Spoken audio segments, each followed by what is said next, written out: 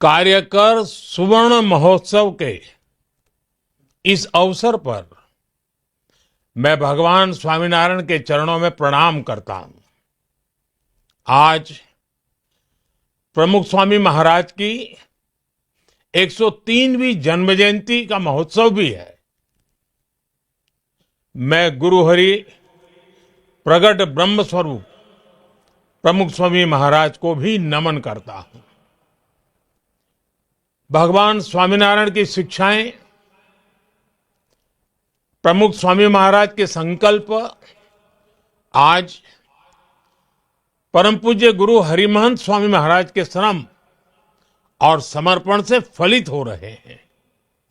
ये इतना बड़ा कार्यक्रम 1,00,000 कार्यकर्ता, युवाओं और बच्चों द्वारा बीज, वृक्ष और फल के भाव को अभिव्यक्त करते हुए सांस्कृतिक कार्यक्रम।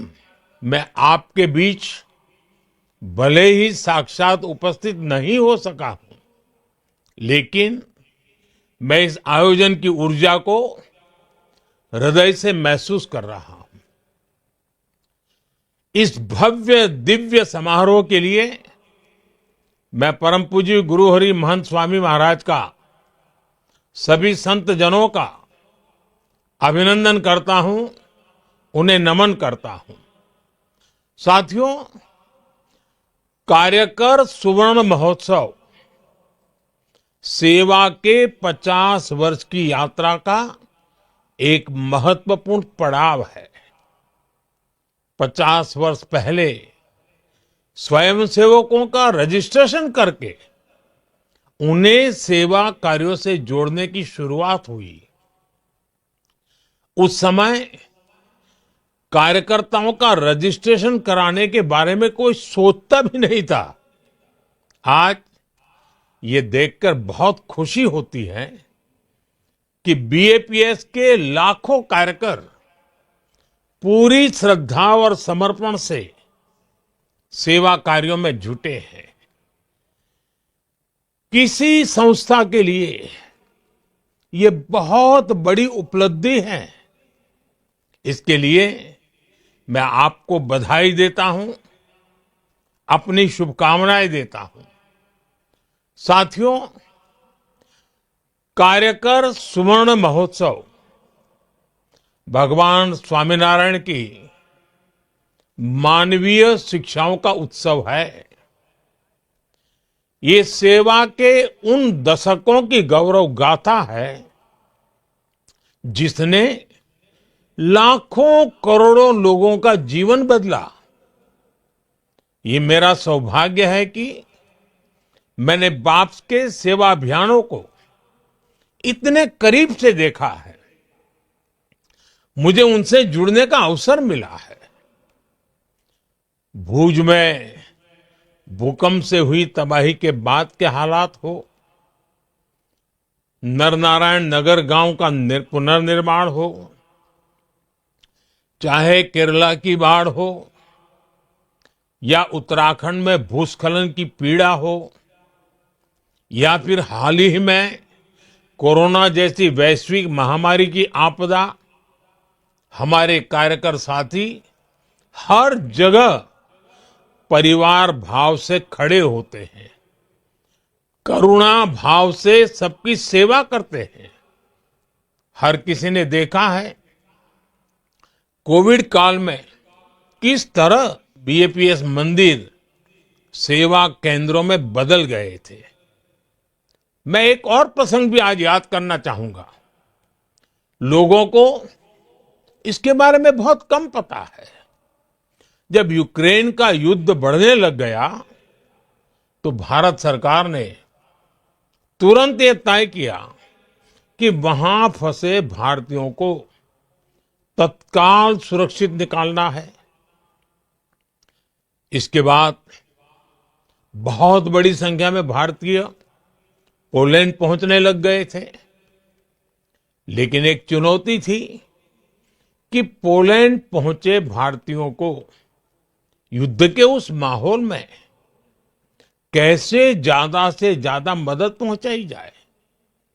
उस समय मैंने बीएपीएस के एक संत के साथ बात की और ये बात मुझे लगता है शायद आधी रात बीत चुकी थी। 12 या 1 बजा था रात को, तब मैंने बात की थी। उनसे मैंने आग्रह किया कि बड़ी संख्या में जो भारतीय पोलैंड पहुंच रहे हैं, उनकी मदद के लिए मुझे आपका सहयोग चाहिए। और मैंने देखा कि कैसे पूरे यूरोप से रातों रात बीएपीएस के कार्यकरों को आपकी संस्था ने एकजुट कर दिया। आप लोगों ने युद्ध के माहौल में पोलैंड पहुंचे लोगों की बहुत बड़ी मदद की। बीएपीएस की ये ताकत वैश्विक स्तर पर मानवता के हित में आपका ये योगदान बहुत ही प्रशंसनीय है। और इसलिए आज कार्यकर स्वर्ण महोत्सव में मैं आप सभी का आभार व्यक्त करता हूं। आज बीएपीएस के कार्यकर दुनिया भर में सेवा के माध्यम से करोड़ों लोगों के जीवन में परिवर्तन ला रहे हैं। अपनी सेवा से करोड़ों आत्माओं को स्पर्श कर रहे हैं और समाज के अंतिम छोर पर खड़े व्यक्ति को सशक्त कर रहे हैं। और इसलिए आप प्रेरणा है, पूज्य है, वंदनीय है। साथियों, बीएपीएस के कार्य पूरे विश्व में भारत के सामर्थ्य, भारत के प्रभाव को ताकत देते हैं। विश्व के 28 देशों में भगवान स्वामीनारायण के 1800 मंदिर, दुनिया भर में 21,000 से ज्यादा आध्यात्मिक केंद्र, सेवा के अलग अलग प्रकल्पों का काम दुनिया जब ये देखती है तो वो इसमें भारत की आध्यात्मिक विरासत, आध्यात्मिक पहचान के दर्शन करती है। ये मंदिर भारत के सांस्कृतिक प्रतिबिंब है। विश्व की सबसे प्राचीन जीवंत संस्कृति के केंद्र है।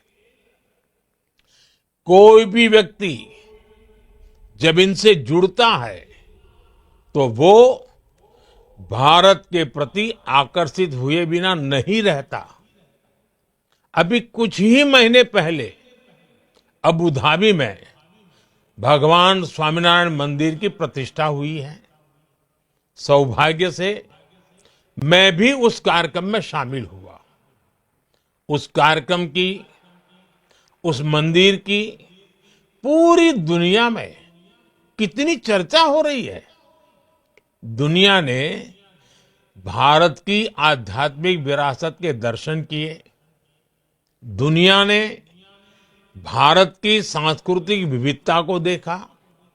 ऐसे प्रयासों से दुनिया को भारत के सांस्कृतिक गौरव और मानवीय उदारता के बारे में पता चलता है। और इसके लिए मैं सभी कार्यकर साथियों को बधाई देता हूं। साथियों, आप सभी के बड़े बड़े संकल्पों का इतनी सहजता से सिद्ध हो जाना, ये भगवान स्वामीनारायण, सहजानंद स्वामी की तपस्या का ही परिणाम है।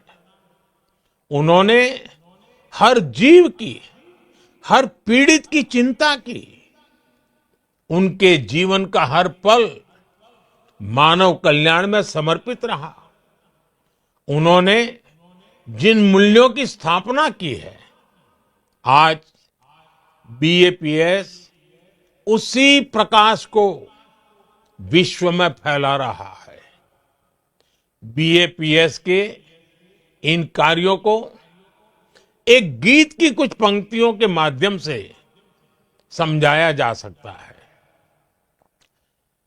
आपने भी सुना होगा, घर घर गाया जा सकता है, नदियां न पिए कभी अपना जल, नदियां न पिए कभी अपना जल, वृक्ष न खाए कभी अपना फल।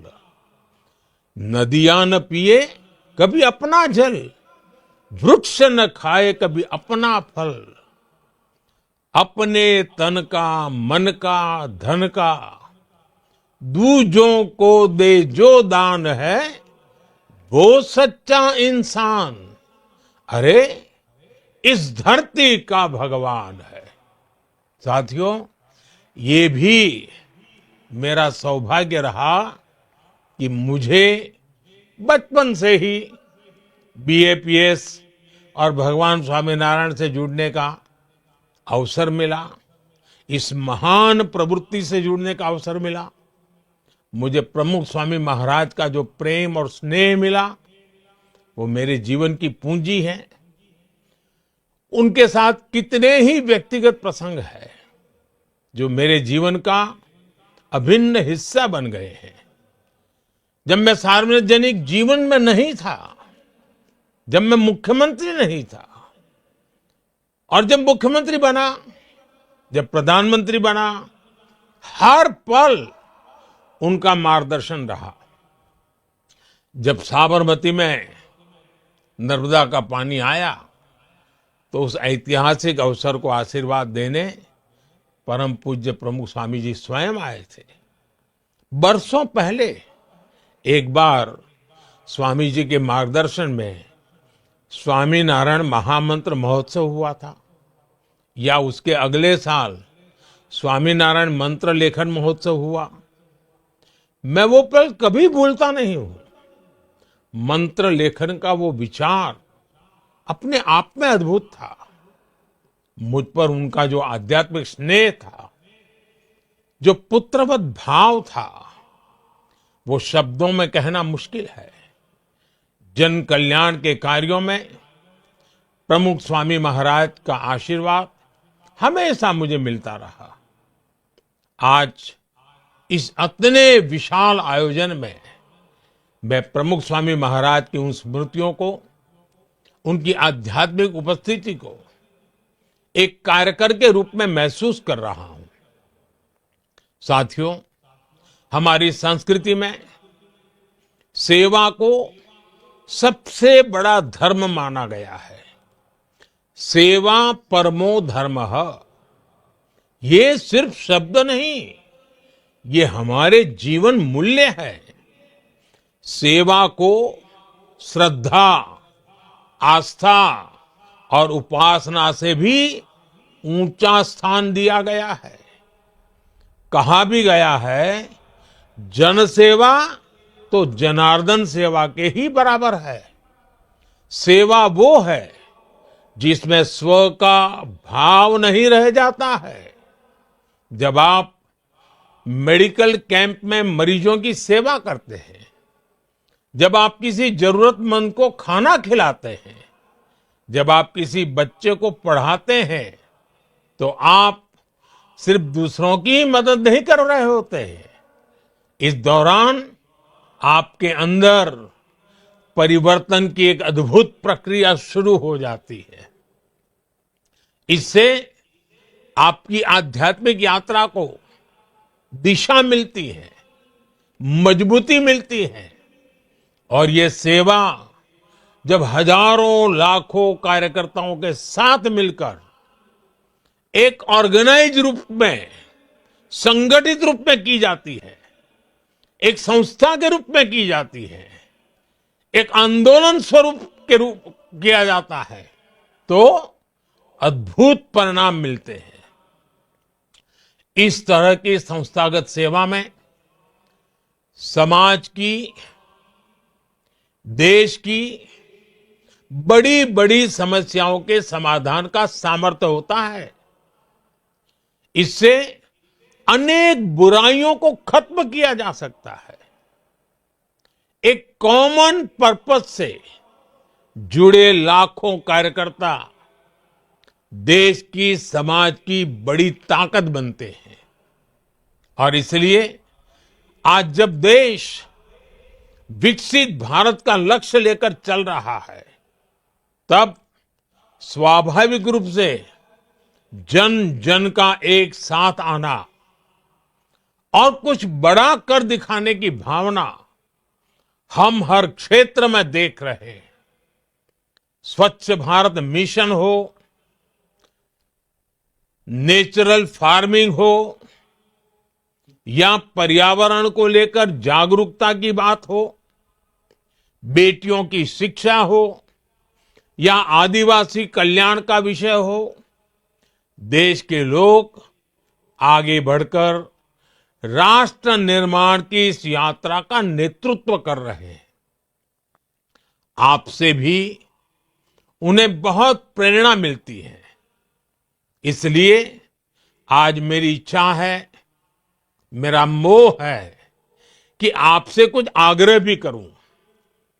मैं चाहूंगा आप सब यहां से कुछ संकल्प लेकर जाएं। आप हर वर्ष एक नया संकल्प लेकर उस साल को विशेष बनाकर उस संकल्प के लिए समर्पित कर दे। जैसे कोई एक साल केमिकल फ्री खेती को समर्पित करे, कोई एक साल देश की विविधता में एकता के पर्वों को समर्पित करे। हमें युवा सामर्थ्य की सुरक्षा के लिए नशे के खिलाफ लड़ाई का भी संकल्प लेना होगा। आजकल बहुत सी जगहों पर लोग नदियों को पुनर्जीवित कर रहे हैं, तो इस तरह के काम को आप भी आगे बढ़ा सकते हैं। हमें धरती का भविष्य बचाने के लिए सस्टेनेबल लाइफस्टाइल का संकल्प लेना होगा। भारत ने पूरी दुनिया को मिशन लाइफ का जो विजन दिया है, उसकी प्रामाणिकता, उसका प्रभाव हमें ही सिद्ध करके दिखाना है। आजकल एक पेड़ मां के नाम अभियान की चर्चा पूरे विश्व में है। इस दिशा में भी आपके प्रयास बहुत अहम है। भारत के विकास को गति देने वाले अभियान जैसे fit India, vocal for local, millets को बढ़ावा देना, ऐसी कई बातें आप कर सकते हैं। युवा विचारों को नए अवसर देने के लिए कुछ ही सप्ताह बाद जनवरी में विकसित भारत यंग लीडर्स डायलॉग, उसका भी आयोजन होगा। इसमें हमारे युवा विकसित भारत के संकल्प को पूरा करने के लिए अपने आइडियाज देंगे, अपने योगदान की रूपरेखा तैयार करेंगे। आप सभी युवा कार्यकर इससे भी जुड़ सकते हैं। साथियों, श्रद्धेय प्रमुख स्वामी महाराज का विशेष जोर भारत की परिवार संस्कृति पर रहता था। उन्होंने घर सभा के माध्यम से समाज में संयुक्त परिवार की अवधारणा को मजबूत किया। हमें इन अभियानों को आगे बढ़ाना है। आज भारत 2047 तक विकसित होने के लक्ष्य पर काम कर रहा है। अगले 25 वर्षों की देश की यात्रा जितनी भारत के लिए महत्वपूर्ण है, उतनी ही बीएपीएस के हर कार्यकर के लिए भी अहम है। मुझे विश्वास है, भगवान स्वामीनारायण के आशीर्वाद से बीएपीएस कार्यकरों का ये सेवा अभियान इसी तरह निर्बाध गति से आगे बढ़ता रहेगा। આવા પ્રકારના વિડીયો તમને જોવા ગમતા હોય તો હોટલાઇન ન્યૂઝ ચેનલને લાઇક, શેર અને સબસ્ક્રાઇબ કરો.